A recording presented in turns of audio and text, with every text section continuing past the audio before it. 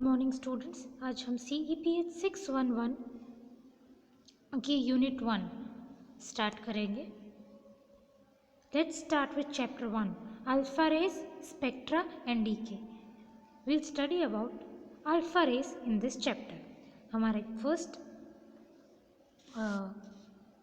Article है range of alpha particle. Alpha particle exhibit a definite range when they traverse a material medium. Alpha particle की एक particular definite range होती है कोई भी medium में। और रेडियो एक्टिव सब्सटेंसेस जो अल्फा पार्टिकल एमिट करते हैं ना, उनकी काइनेटिक एनर्जी 5 to 10 MeV के बीच में होती है जनरली, एंड वेलोसिटीज 10⁻⁷ मीटर पर सेकेंड के ऑर्डर में होती है generally. Range of alpha particle in air from a source 214 pu। तो ये ग्राफ आपको दिया है। नंबर ऑफ आयंस प्रोड्यूस्ड पर millimetre of the path versus range in 1 centimetre के लिए आपको कर्व दिया है ये।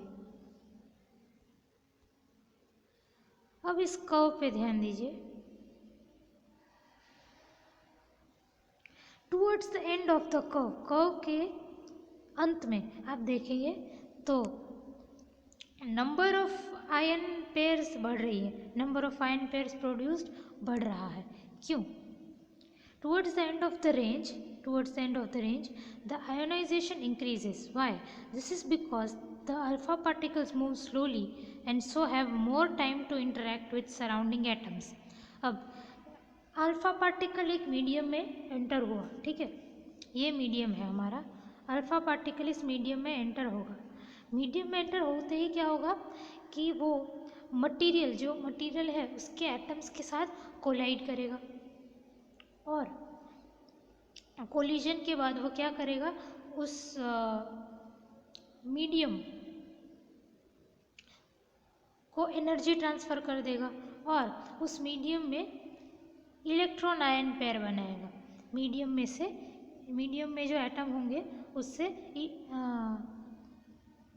कुछ आयंस बनाएगा अल्फा पार्टिकल मटेरियल मीडियम के एटम्स के साथ कोलाइड करेगा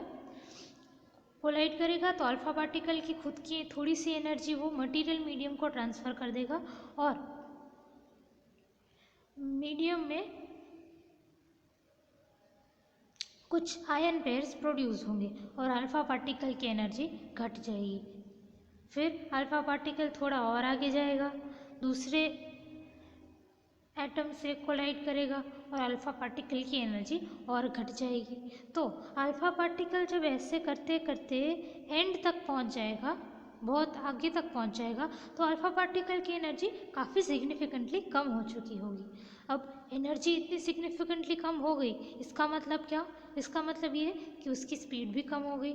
एनर्जी कम हो गई तो ऑब्वियसली कम स्पीड से वो आगे बढ़ेगा। अब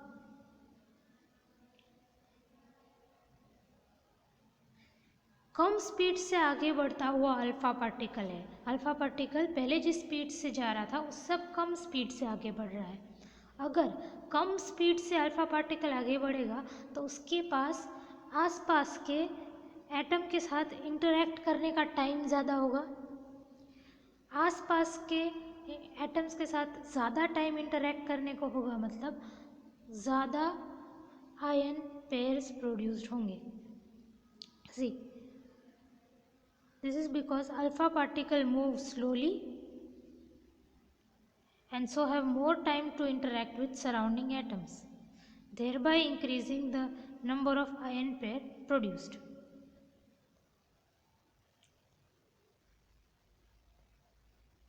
The straggling is due to long range alpha particle given by 214 PO। अब ये जो रीजन है इसे स्ट्रैगलिंग रीजन कहते हैं, और ये स्ट्रैगलिंग रीजन क्यों है हमारे पास? It's due to long range alpha particle. अब लॉन्ग रेंज अल्फा पार्टिकल क्या है वो हम इस चैप्टर में आगे स्टडी करेंगे। Geiger rule. What is Geiger rule? Range और एनर्जी की रिलेशनशिप दिखाने वाला एक रूल है Geiger rule. This is the Geiger rule. Now, Geiger-Nuttall law. It is an empirical relationship between range of alpha particle and the decay constant lambda of the alpha emitter. This is called the Geiger-Nuttall law. Log R is equal to A log lambda plus B. तो ये है आपकी Geiger-Nuttall law. और Geiger-Nuttall law क्या है? Range और decay constant के बीच का एक रिलेशनशिप. आर है रेंज, लैम्डा है डीके कांस्टेंट, ए और बी क्या है? A is the constant almost same for all three radio active series. तो अब आपको आपने ये फर्स्ट ईयर के सेकेंड सेमेस्टर में देखा है कि आपकी कुछ रेडियो एक्टिव सीरीज होती है, यूरेनियम, एक्टिनियम, थोरियम, ऐसी. तो हर एक सीरीज के लिए एक एक ए कांस्टेंट रहेगा and B is the constant. Different value. Okay, A is a constant almost same for all radio active series. मतलब सारी सीरीज के लिए ए सेम रहेगा, यूरेनियम, एक्टिनियम, थोरियम. और बी एक कांस्टेंट है जो हर सीरीज के लिए डिफरेंट होगा. यूरेनियम के लिए कुछ होगा, एक्टिनियम के लिए कुछ होगा और थोरियम के लिए कुछ होगा. Geiger-Nuttall law acquired prominence because it enabled physicists to estimate the lives of alpha emitter, which could not be easily determined by the experimental methods. Geiger-Nuttall law important क्यों बना? क्योंकि उसकी मदद से फिजिसिस्ट जो है वो अल्फ़ा एमिटर की लाइव्स को एस्टिमेट कर पा रहे थे, जो कि मुश्किल था एक्सपेरिमेंटल मेथड से करना. The alpha spectrum and fine structure. Till now we have implied that every alpha emitter has only one associated alpha energy. अब तक हमें लगता था कि एक अल्फ़ा एमिटर की एक ही एनर्जी होगी. क्यों? क्योंकि अल्फ़ा एमिटर में होता क्या है, अपना एटम का भी अपना न्यूक्लियस पेरेंट स्टेट में होता है और पेरेंट स्टेट में वो कुछ एनर्जी एमिट करके डॉटर में आता है. तो पेरेंट भी का भी एक फिक्स स्टेट है और डॉटर का भी एक फिक्स्ड स्टेट है. उसके बीच में एनर्जी जो एमिट होगी वो भी फिक्स्ड होगी. इसका मतलब कि एक शार्प लाइन स्पेक्ट्रम बनेगा, एक ही line, sharp line spectrum. This is expected since emission of alpha particle is a result of energy transition between two definite nuclear states. ये दो डेफिनेट न्यूक्लियर स्टेट्स हैं, उनके बीच में एक जो ट्रांजिशन हो रहा है वो डेफिनेट है. तो एक ही शार्प लाइन स्पेक्ट्रम प्रोड्यूस होगा. और ये टू डेफिनेट एनर्जी स्टेट्स कौन से हैं? Initially parent nucleus, finally daughter nucleus. अब क्या था? One single sharp line spectrum हम एक्सपेक्ट कर रहे हैं. However, some of the alpha particles exhibit a fine structure of line spectrum. लेकिन कुछ अल्फा एमिटर्स जैसे कि 22890 थोरियम एक सिंगल लाइन की जगह बहुत सारी फाइन लाइंस एग्जिबिट करता है. इस तरह का स्पेक्ट्रम होता है उसका. ऐसा क्यों? तो एक आप एग्जाम्पल लीजिए. 22890 thorium is equal to 22488 radium plus alpha. अब इस केस में there are 5 groups of alpha particle with different energies. अब 5 ग्रुप्स ऑफ अल्फा पार्टिकल 1 2 3 4 5 ऐसे 5 ग्रुप ऑफ अल्फा पार्टिकल निकलेंगे विथ डिफरेंट एनर्जी.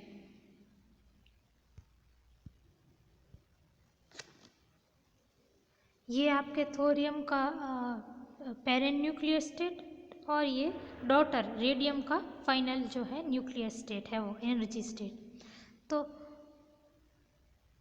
एक तो ये निकलेगा, ये वाली ट्रांजिशन होगी 5.42 MeV जो थोरियम के ग्राउंड स्टेट से रेडियम के ग्राउंड स्टेट में जाएगी।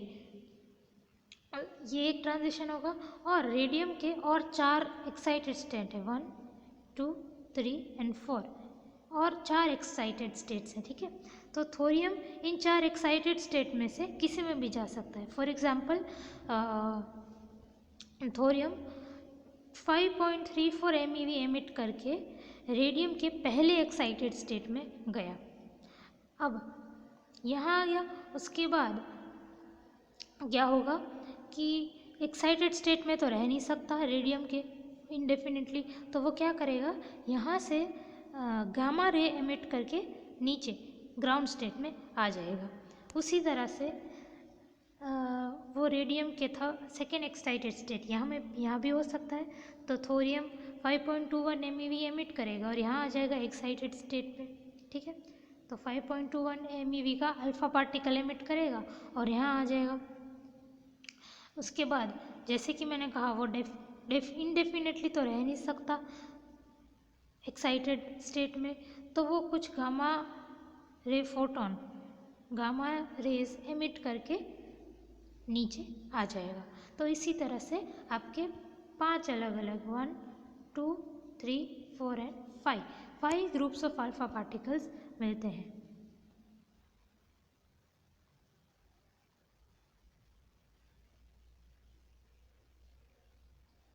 जैसे कि मैंने कहा the excited state of nuclear reach the ground state by emitting alpha rays. मतलब अगर अपना रेडियम अपना जो है वो पार्टिकल रेडियम के एक्साइटेड स्टेट में आता है तो वापस ग्राउंड स्टेट तक आने के लिए उसे गामा रेज एमिट करनी पड़ेंगी।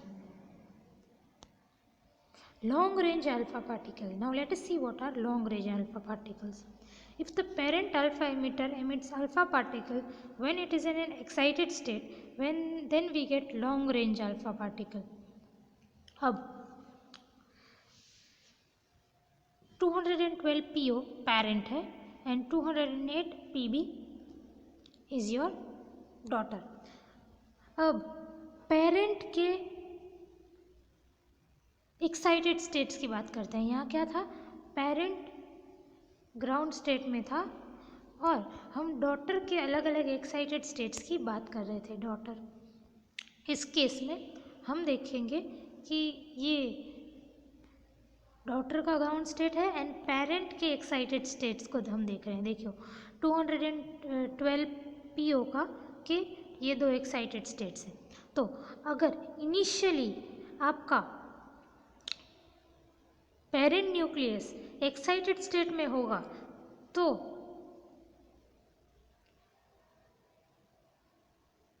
आपकी जो अल्फा रेज एमिट होंगी इन्हें हम लॉन्ग रेंज अल्फा पार्टिकल कहेंगे। यहाँ से निकला हुआ ये लॉन्ग रेंज अल्फा पार्टिकल्स है।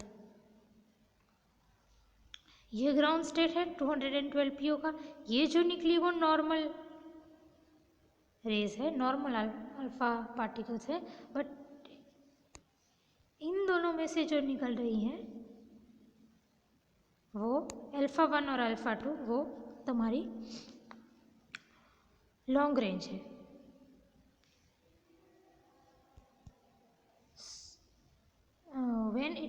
If the parent alpha emitter is in excited state, then we get long range alpha particle. This is because the energy of excitation becomes available to alpha particles as they reach to the ground state of daughter nuclei. ऐसा क्यों, range ज़्यादा क्यों है?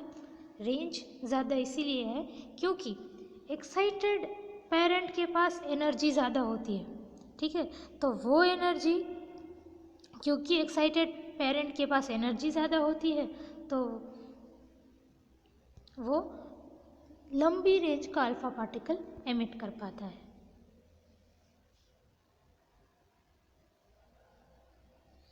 ये आपका homework है LQ1, SQ1, SQ2। Disintegration of energy of spontaneous alpha decay. Now alpha decay can be written as, alpha decay को हम ऐसे लिख सकते हैं 4 2x a minus 4y z minus 2y plus 4 2he plus q alpha। Where this is the parent, this is the daughter, ये अपना alpha particle है और ये क्या है, quantity Q alpha is the total energy released in alpha decay process and it is called the disintegration energy. तो हमें ये Q alpha the disintegration energy calculate करना है। Now let capital MD be the mass of daughter nuclei, capital VD be the velocity of the recoil of daughter nuclei, M alpha be the mass of emitted alpha particle and V alpha be the velocity of the alpha particle. अब by the conservation of momentum conservation law के हिसाब से daughter का momentum and alpha particle का momentum it will be equal. जो हमारे emitted particle हैं, एक है डॉटर और एक है अल्फा पार्टिकल, उन दोनों का मोमेंटम इक्वल होना चाहिए बाय कंजर्वेशन ऑफ मोमेंटम। तो मोमेंटम क्या होता है, m इंटू वी। तो डॉटर का मोमेंटम क्या होगा, M D into V D. Alpha particle का मोमेंटम क्या होगा, M alpha into V alpha. Now आपने ये चीज़ 4th सेमेस्टर में स्टडी की है कि क्यू अल्फा क्या होता है। Q alpha is equal to final kinetic energy minus initial kinetic energy. Now initial kinetic energy मतलब क्या, कि जब आपका न्यूक्लियर रिएक्शन हुआ उससे पहले की काइनेटिक एनर्जी, मतलब पेरेंट न्यूक्लियस की काइनेटिक एनर्जी। तो हम अज्यूम कर रहे हैं कि आपका पेरेंट न्यूक्लियस रेस्ट पे है, इसका मतलब kinetic energy of parent nuclei is 0।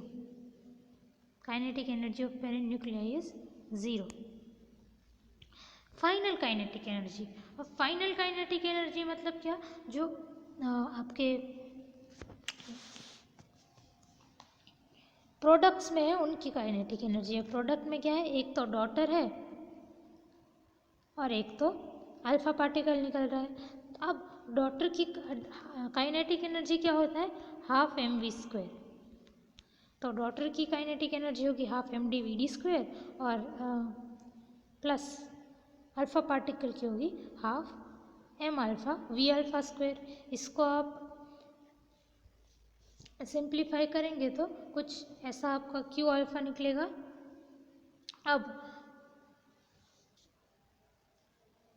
ये half M alpha V alpha square क्या है, अल्फा पार्टिकल की काइनेटिक एनर्जी। देखो अल्फा पार्टिकल की काइनेटिक एनर्जी, तो उसे मैं के अल्फा बोलूँगी, कि alpha is equal to half M alpha V alpha square. तो आपका ये इक्वेशन कैसा हो जाएगा, इसकी जगह आप के अल्फा सब्सटीट्यूट करो तो आपका ये इक्वेशन आ जाएगा।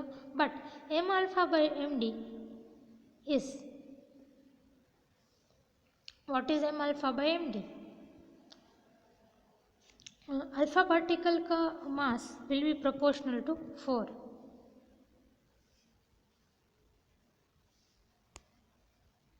और डॉटर का mass will be proportional to a minus 4। ये मास नंबर है, आपको पता है ये मास नंबर है और ये प्रोटॉन नंबर है z। तो ये मैंने यहाँ पे लिखा है, अल्फा पार्टिकल का mass proportional to 4 and daughter का mass proportional to a minus 4। तो M alpha by M D plus 1 क्या होगा, ये M alpha by M D मिल गया हमें, प्लस 1 कर दो तो आपको आएगा a बाई ए माइनस 4। तो इसकी जगह a बाई ए माइनस 4 लिख दो तो आपको क्यू अल्फा की वैल्यू मिल जाएगी।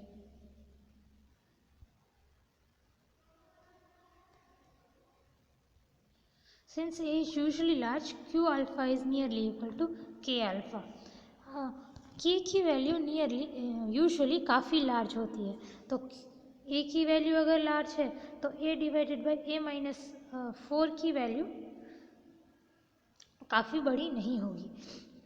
तो Q alpha will be nearly equal to K alpha, मतलब कि मोस्ट अपने alpha particle will carry most of the disintegration energy. Most of the disintegration energy will be carried by your alpha particle as its kinetic energy. Now 212-83 Bi decays with half-life of 60.5 minutes by emitting 5 groups of alpha particle with energy 6.08 MeV, 6.04 MeV और ऐसे कुछ 5 energies दी हैं. Calculate the disintegration energies and what is the daughter nuclei. आपको क्या दिया है, ये 5 क्या है, अल्फा पार्टिकल की काइनेटिक एनर्जी दी गई है 5, और आपको करना क्या है, डिसइंटीग्रेशन एनर्जी. मतलब आपको ये फॉर्मूला में कि अल्फा की वैल्यू दी गई है, आपको करना क्या है, क्यू अल्फा की वैल्यू मेजर करनी है. अब ए क्या होगा, ये आपका 212 होगा, तो ये आपको मिल जाएगा. तो 5 आपके अल्फा पार्टिकल है, उन पाँचों के लिए आप क्यू अल्फा फाइंड आउट कर सकते हैं. उसकी वो फाइंड आउट करके उसका ये मैंने फिगर ड्रॉ किया है. And daughter nuclei is this. आप ये होमवर्क में ले लीजिए. उसी तरह से ये भी होमवर्क में लीजिए कि show that this is unstable against alpha decay. उसके लिए हमने क्या किया, 23694 PU के लिए इज अनस्टेबल, ये दिखाने के लिए हमने उसकी डिसइंटीग्रेशन एनर्जी Q को मेजर किया. फिर हमने बताया कि सिंस Q इज पॉजिटिव, क्योंकि Q पॉजिटिव है, 236 PU will decay by alpha emission and it is hence unstable against alpha decay. वो ये भी होमवर्क में लीजिए. SQ3 SQ4 भी होमवर्क में लीजिए. Now alpha decay paradox and barrier penetration. एक क्वेश्चन SQ12 भी आपको होमवर्क में लेना पड़ेगा. ये SQ12 भी homework. Alpha decay paradox, barrier penetration, ये हमारी नेक्स्ट टॉपिक है. Now 238 uranium nucleus emits an alpha particle by the following reaction. अब अल्फा डीके ऑफ 238 यूरेनियम की आपको इक्वेशन दी है. Now K alpha is equal to 4.20 MeV.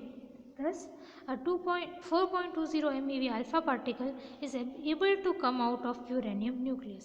मतलब uranium nucleus के अंदर से 4.20 MeV alpha particle बाहर आ पा रहा है.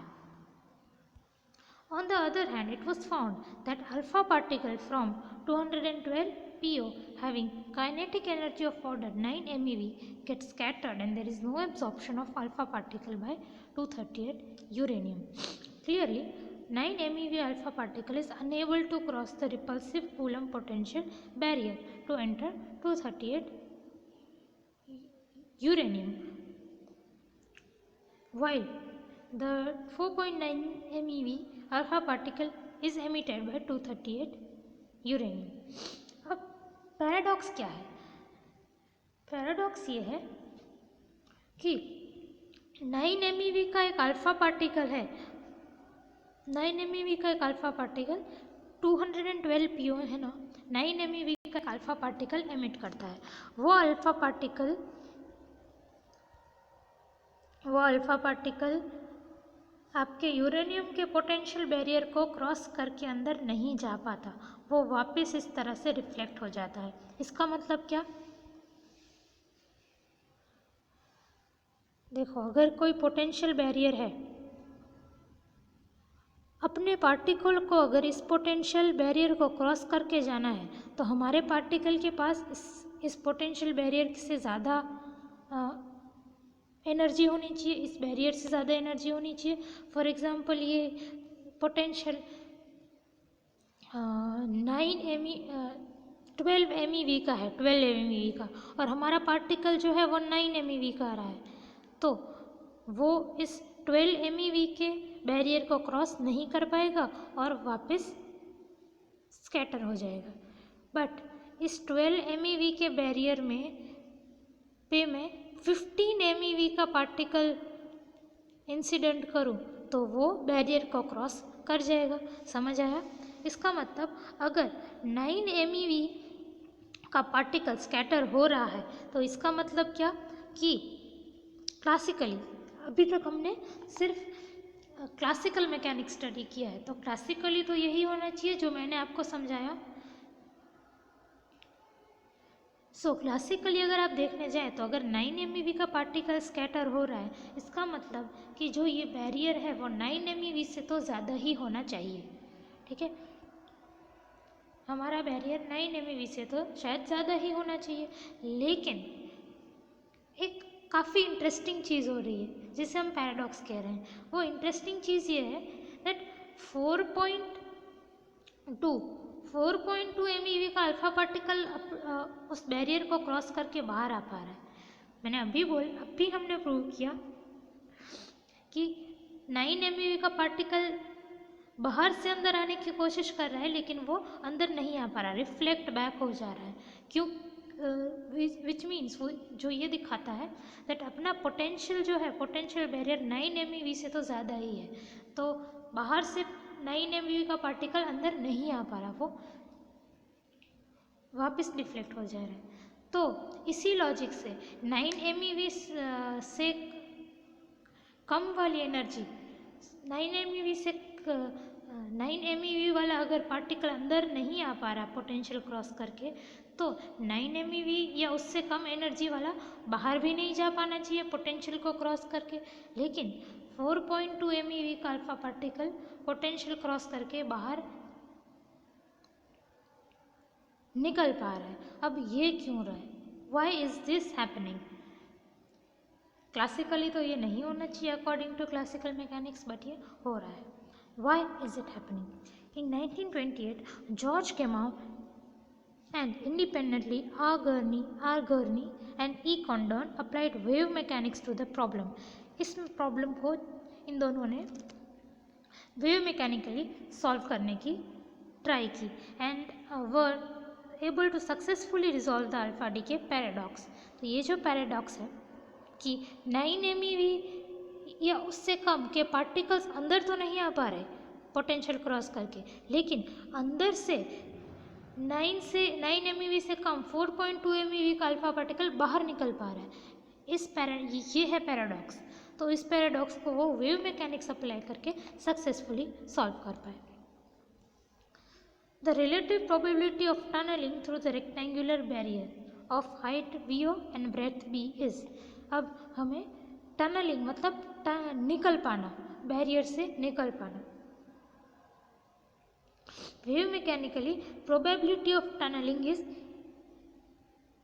Exponential -2k2b। अब k2 की वैल्यू क्या है? आपने क्वांटम मैकेनिक्स 610 में स्टडी किया, 2m/h cross square V0 minus E, where E is the kinetic energy of alpha particle, V0 is the height of potential barrier, B is the width of potential barrier, and m alpha is the mass of alpha particle. ये हमने rectangular barrier की बात की, but हमारा जो coulomb barrier है वो rectangular shape का नहीं है। It's coulomb barrier is not of a rectangular shape. So for a realistic barrier like Coulomb barrier, P relative is given by exponential minus integration 0 से b k2 dx. Now this equation is evaluated to get the value of P relative. Value of R is taken as 1.07 a raised to 1/3 Fermi. This gives the maximum potential of about 28 MeV.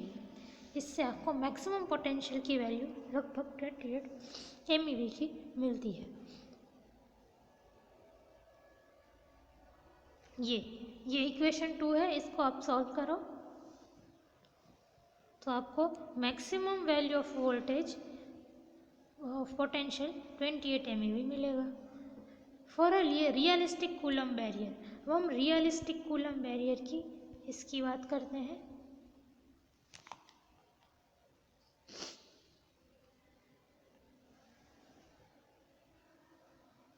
तब P relative कितना होता है? P relative की formula आपको ये दी है, -2 0 to b integration from 0 to b k2 dx। तो आपको k2 की वैल्यू ये रही। एंड इसको सॉल्व करेंगे by introducing a new variable. Let us introduce a new variable y is equal to e by v0 and function fy is equal to cos inverse root y minus under root of y into 1 minus capital Y।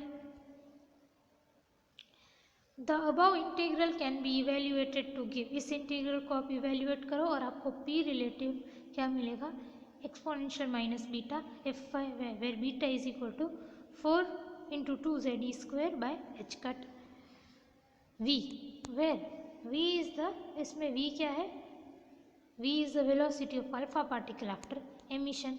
अब half M V alpha square is equal to E, आपको पता है energy is equal to half M V square. किसकी बात कर रहे हैं, alpha particle की, तो half M V alpha square is equal to E. तो v को सब्जेक्ट ऑफ इक्वेशन बनाओ तो v is equal to under root 2e by M alpha आएगा।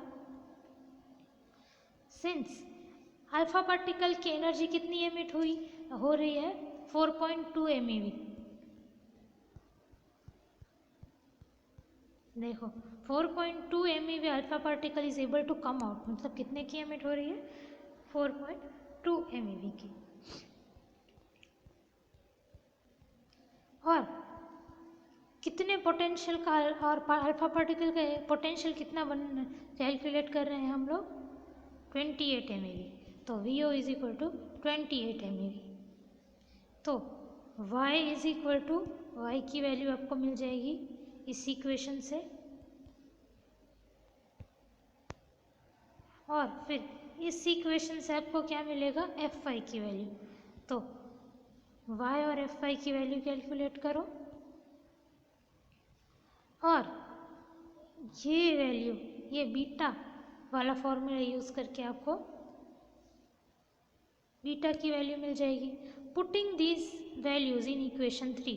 अब ये जो आपकी सारी वैल्यूज़ मिली उसको आप इक्वेशन 3 इस इक्वेशन में यूज़ करो। बीटा और एफ आई की वैल्यू मिल गई तो इस इक्वेशन में यूज़ कर लिया तो आपको मिली P relative. P relative is nearly equal to exponential -93।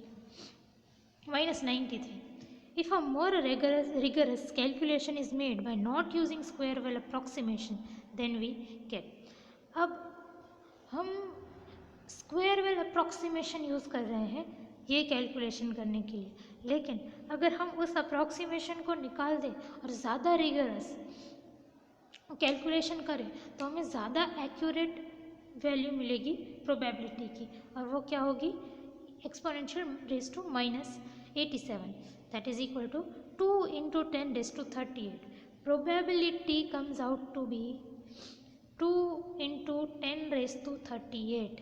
इस probability is 2 into 10 raised to 38. इसका मतलब क्या, this means that when alpha particle makes 10 raised to 38 attempts to come out of 238 uranium nucleus, it succeeds only twice.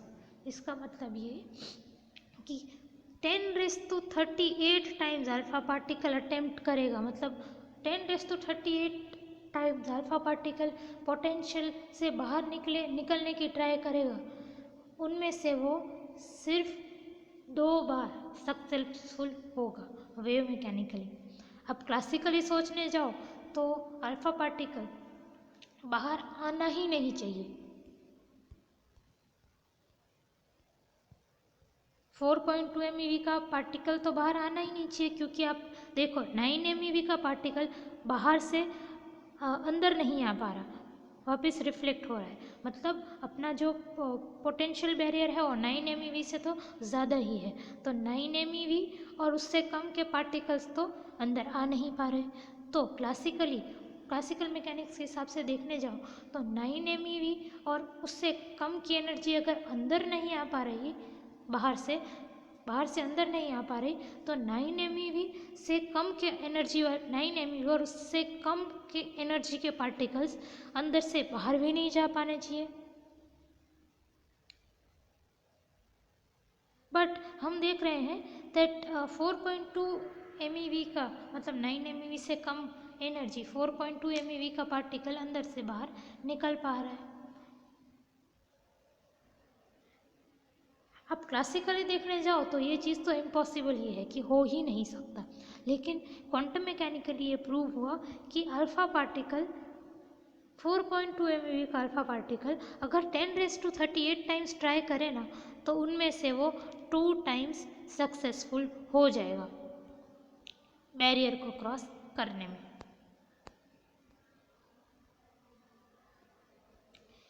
ये आप homework लीजिए LQ2। Next chapter is beta decay spectra, beta rays spectra and decay. Now introduction. For a beta decay, there is no change in mass number A, atomic number Z में change। अब alpha DK में क्या हो रहा था? Alpha decay में आपका mass number change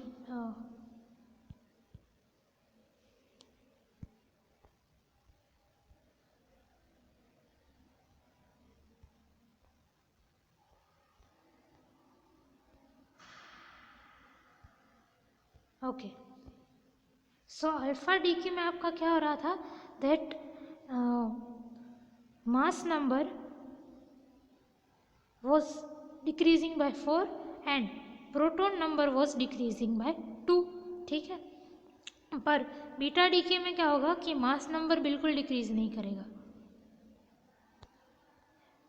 but proton number Z change हो सकता है। बीटा डीके के लिए मास नंबर A में कोई चेंज नहीं होगा बट एटॉमिक नंबर Z में चेंज। तो ये आपका पहला है दैट पेरेंट AZX वो बीटा माइनस पार्टिकल एमिट करेगा और बीटा माइनस पार्टिकल एमिट करते ही क्या होगा दैट यहाँ पे Y है, यहाँ पे Y है, लिख लेना यहाँ पे Y और यहाँ पे भी Y। AZ+1 Y डॉटर होगी और 0 -1 इलेक्ट्रॉन। ये आपका बीटा माइनस एमिशन हुआ और ये सेकेंड वन है ना वो आपका बीटा प्लस एमिशन होगा कि AZX जो पेरेंट है वो बीटा प्लस रेज एमिट करेगा और AZ-1 Y डॉटर होगी एंड साथ में एक पॉजिट्रॉन। पॉजिट्रॉन क्या होता है? Electron.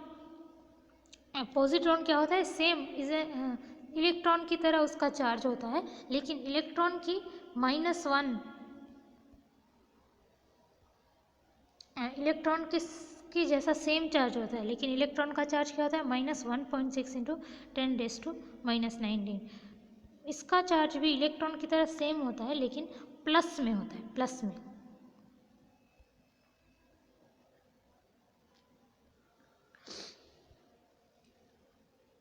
Unlike the line spectrum of alpha rays, spectrum of beta rays happen to be continuous। अब हमने अल्फा रेस का स्पेक्ट्रम देखा था कि इस तरह से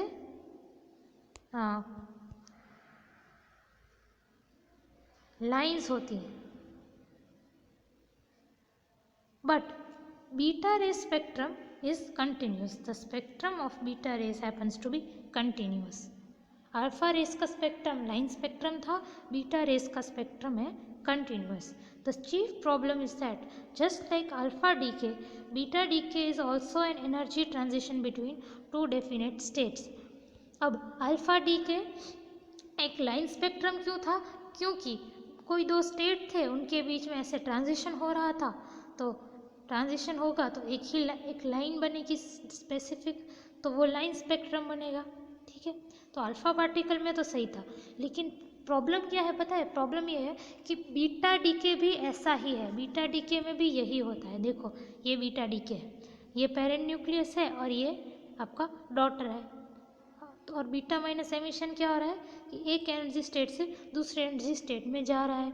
तो आप एक्सपेक्ट तो ये करोगे ना कि दो डेफिनेट एनर्जी स्टेट है और इसके बीच में एक डेफिनेट एनर्जी ट्रांजिशन हो रहा है, तो आपका लाइन स्पेक्ट्रम ही होना चाहिए, एक लाइन ही होनी चाहिए। That is mono energetic beta raise, mono energetic मतलब एक सिंगल एनर्जी वाली लाइन, आर एक्सपेक्टेड, एक्सपेक्ट तो हम ये कर रहे हैं कि दो इस तरह से दो डेफिनेट स्टेट्स होंगे, पेरेंट और न्यूक्लियस, पेरेंट और डॉटर के, तो उसके बीच जो एक डेफिनेट एनर्जी ट्रांजिशन होगा उसी तरह से एक लाइन स्पेक्ट्रम बनना चाहिए। लेकिन हो क्या रहा है बीटा डीके में कि कॉन्टिन्यूस स्पेक्ट्रम बन रहा है, कॉन्टिन्यूस, ऐसा कॉन्टिन्यूस स्पेक्ट्रम, ऐसी लाइन स्पेक्ट्रम नहीं बन रही। ऐसा क्यों है?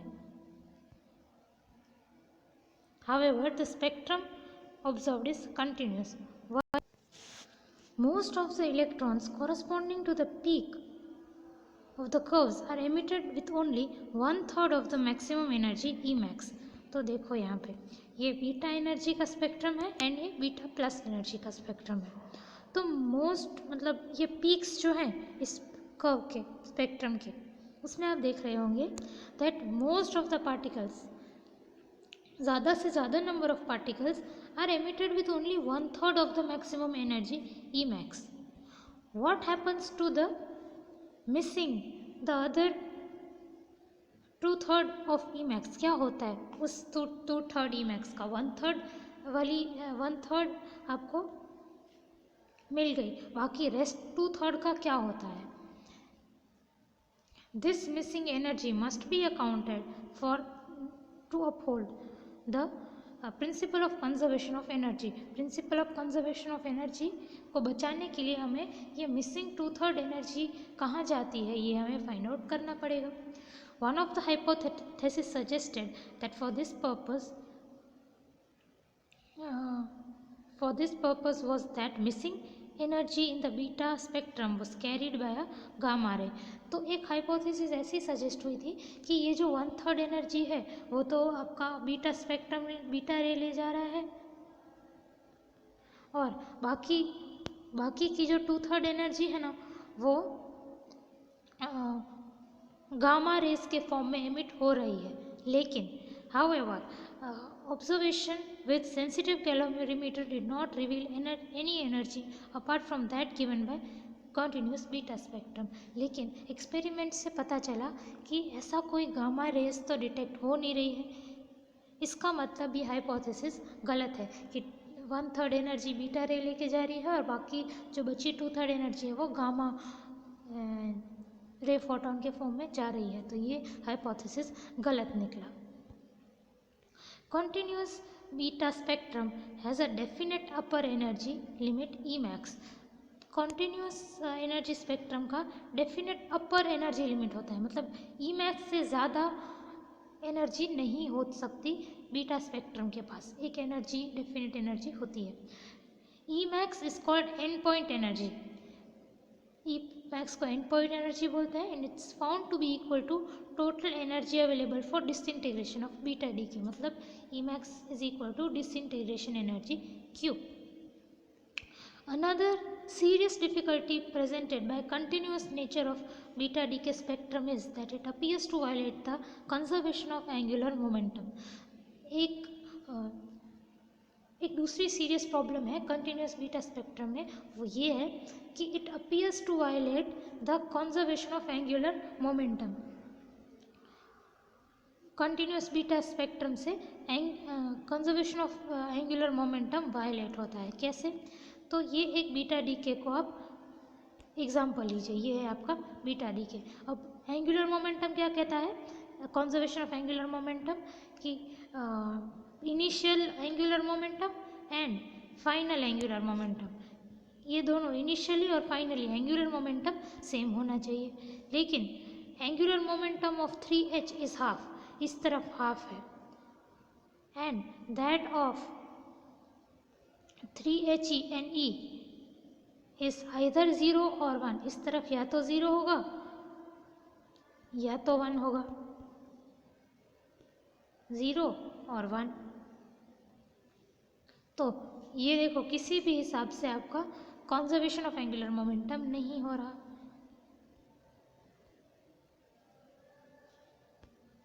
All these difficulties were overcome by introduction of neutrino hypothesis.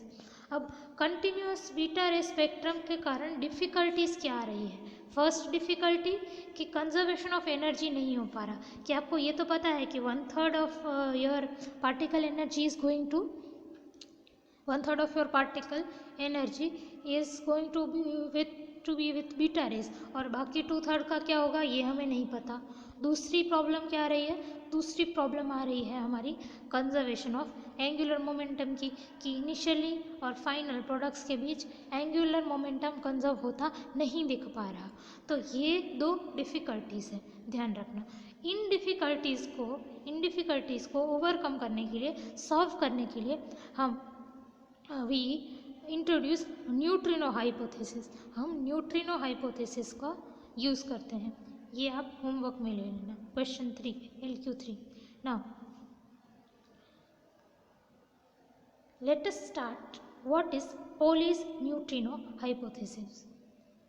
ये जो कॉन्टिन्यूस बीटा स्पेक्ट्रम में जो भी डिफ़िकल्टीज आ रही थी ना, उनको सॉल्व करने के लिए, ओवरकम करने के लिए पॉली ने पोस्टुलेट किया an existence of a new particle neutrino.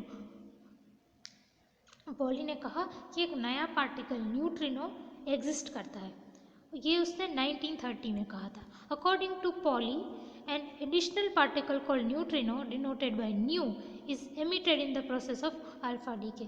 Poly ने कहा दैट बीटा डीके के प्रोसेस में हमेशा एक additional particle neutrino nu emit होता है, और जो 1/3 एनर्जी जो अपने बीटा स्पेक्ट्रम ले जाता था, उसके अलावा जो एनर्जी बचती थी ना, जो एनर्जी बचती है वो कौन ले जाता है? न्यूट्रिनो कैरी ले जाता है, न्यूट्रिनो ले जाता है। हम जो पहली जो हाइपोथेसिस थी कि नहीं गामा फोटोन ले जाता होगा, वो तो इनकरेक्ट निकली। तो किसके पास होती है वो बची हुई एनर्जी? वो बची हुई एनर्जी न्यूट्रिनो कैरी कर जाता है। Neutrino carries away the energy equal to difference between observed energy for spectrum and the maximum energy. तो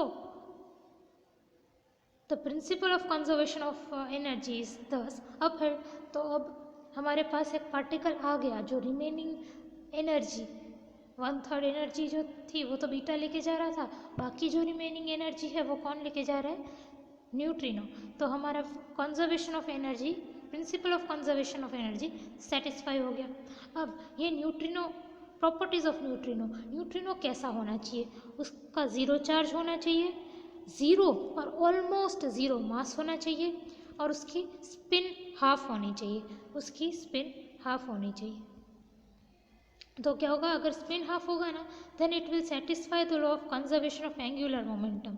मतलब कि इधर एक ऐसे न्यूट्रिनो आ जाएगा तो क्या होगा कि ये हाफ होगा, और इधर ये 0 या 1 जो भी है प्लस हाफ, प्लस और माइनस हाफ जो भी है, मतलब इस तरफ भी हाफ और इस तरफ भी हाफ, तो दोनों तरफ से आपका बैलेंस हो जाएगा। तो एंगुलर मोमेंटम भी कंजर्व हो जाएगा। हमने देखा कि कंजर्वेशन ऑफ एनर्जी हो रही है, कंजर्वेशन ऑफ एंगुलर मोमेंटम भी हो जाएगा न्यूट्रिनो के आने से। तो दोनों डिफ़िकल्टीज़ जो हमने लास्ट टॉपिक में स्टडी की, दोनों डिफ़िकल्टीज़ कंजर्वेशन ऑफ एनर्जी और कंजर्वेशन ऑफ एंगुलर मोमेंटम, ये दोनों डिफ़िकल्टीज सॉल्व हो गई।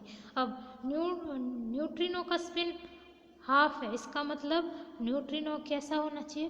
फर्मियन होना चाहिए obviously. Anti particle of electron is positron.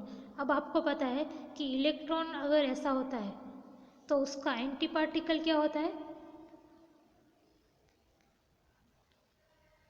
ये एंटी पार्टिकल मतलब क्या कि सेम मास लेकिन चार्ज ऑपोजिट।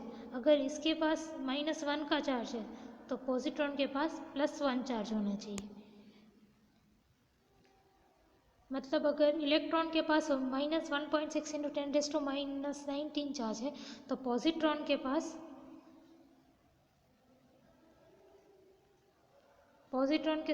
क्या होना चाहिए?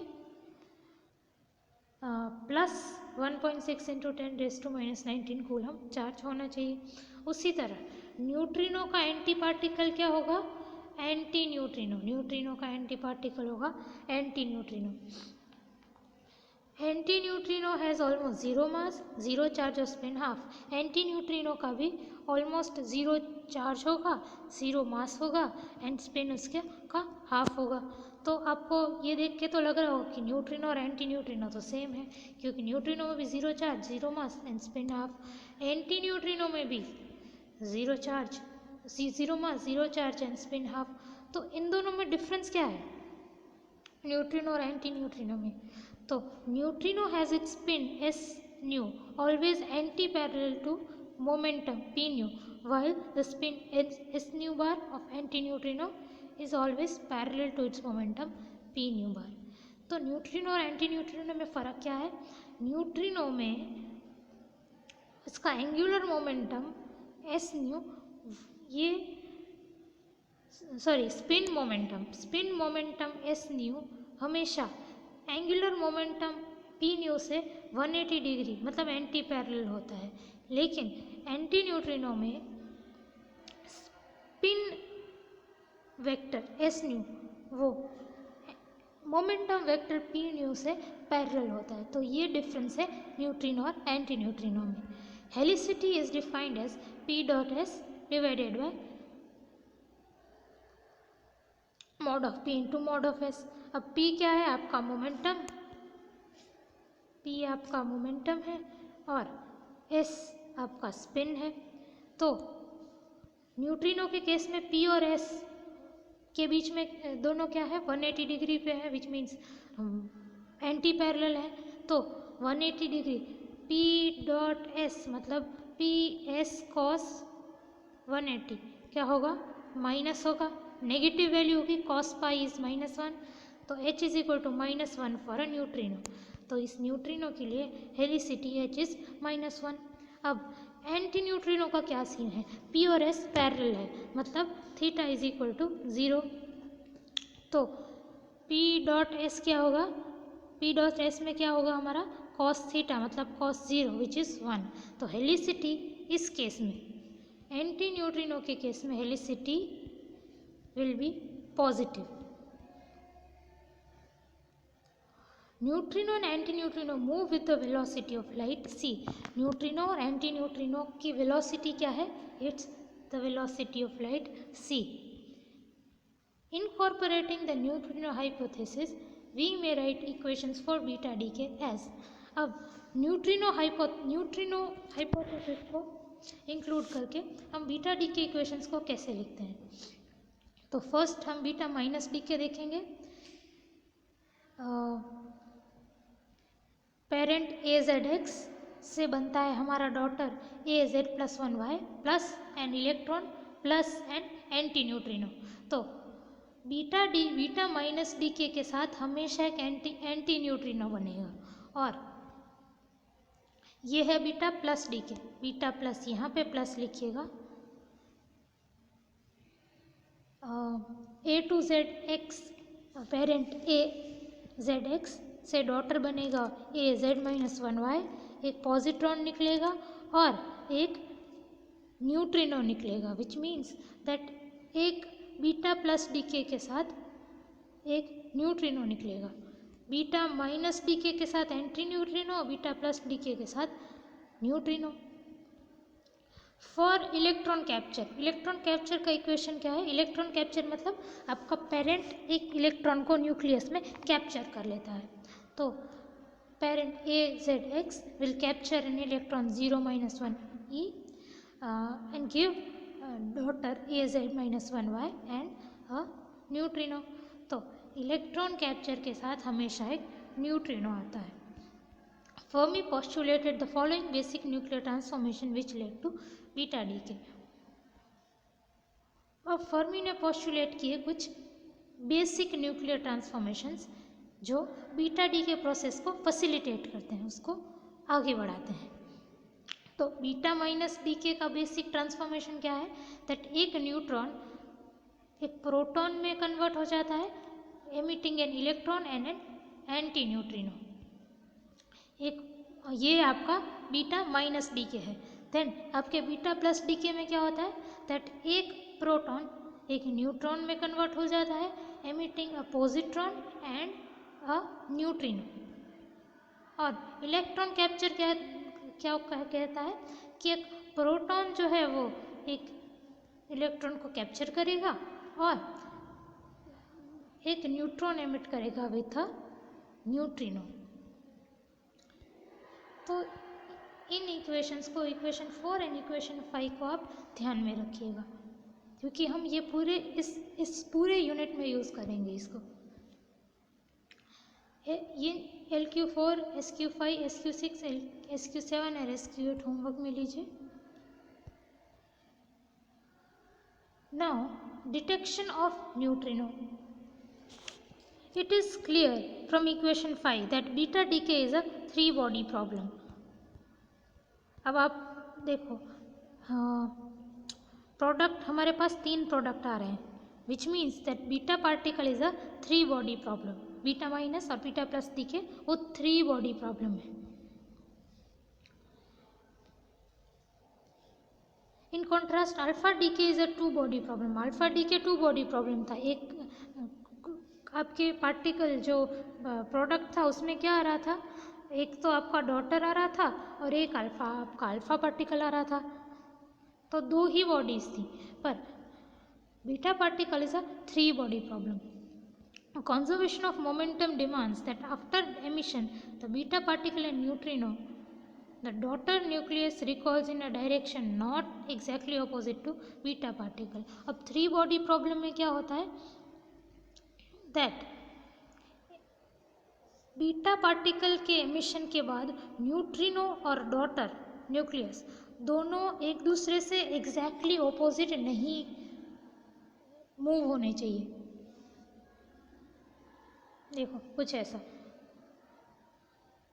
बीटा पार्टिकल एमिट होने के बाद ऐसा नहीं होना चाहिए दैट न्यूट्रिनो और डॉटर न्यूक्लियस दोनों एकदम एक दूसरे से एग्जैक्टली ऑपोजिट हो जाए, ये नहीं होना चाहिए। और ये देखो ऐसा नहीं है। If this recoil of the daughter can be detected, then it would form an indirect evidence of neutrino evidence. तो अगर हम लोग क्या कहते हैं, अगर हम लोग डॉटर के रिकॉइल को कैलकुलेट कर पाएंगे तो हम इनडायरेक्टली ये भी बता पाएंगे दैट न्यूट्रिनो जैसी कोई चीज़ एग्जिस्ट करती है। अगर हम इसकी रिकॉइल डायरेक्शन को हम कैलकुलेट कर पाते हैं तो हम ये दिखा पाएंगे कि देखो ये 2-body प्रॉब्लम नहीं 3-body प्रॉब्लम है। और 3-body प्रॉब्लम है मतलब एक एग्जिस्टेंस ऑफ थर्ड पार्टिकल है और वो इनडायरेक्टली न्यूट्रिनो की एग्जिस्टेंस की तरफ पॉइंट करेगा। Now if the neutrino carries all the energy in beta decay then its momentum is. अब अगर जस्ट फॉर एग्जाम्पल सोचो कि न्यूट्रिनो जो है वो बीटा डीके की सारी एनर्जी को कैरी अवे कर रही है, तो उसका मोमेंटम क्या होगा। मोमेंटम आपको पता है E is equal to P C, तो P is equal to E by C, that is P nu max is equal to E nu max by C. कल हम Cowan and Reines experiment start करेंगे which detected the evidence of neutrino.